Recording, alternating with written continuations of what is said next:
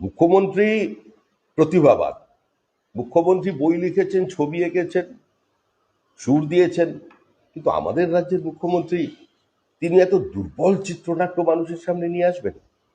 এই যে দিকে দিকে বাঙালিদের উপরে আক্রমণ হচ্ছে, একটা নতুন ন্যারেটিভ তৈরি করছেন নিজের সার্বিক ব্যর্থতাকে ঢেকে রাখবার জন্য, তৃণমূলের উপরে মানুষের ক্রমবর্ধমান ক্ষোভকে প্রশমিত করবার জন্য, মানুষের দৃষ্টি ঘোরানোর জন্য।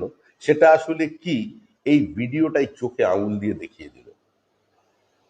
আজকে একজন মালদায় বসে চক্রান্ত করছে, এখান থেকে ওই সঞ্জুনা পারভিন সে বাড়ি থেকে বেড়াতে বেরিয়েছিল, তার বাড়ির মালিক যে বাড়িতে ভাড়া থাকে সে বলছে, তার স্বামী ইন্ট্রোগেশনের সময় বলছে যে তাকে দিয়ে এটা করানো হয়েছে। একজন মালদার বাসিন্দা, তিনি ওখানে আছেন। এখন তিনি বাংলাদেশি কি বাংলাদেশি নন এই নিয়ে কোনো প্রশ্ন এখনো ওঠেনি, ভবিষ্যতে উঠতে পারে, কিন্তু এগুলোর জন্য তো দায়ী তৃণমূল কংগ্রেস।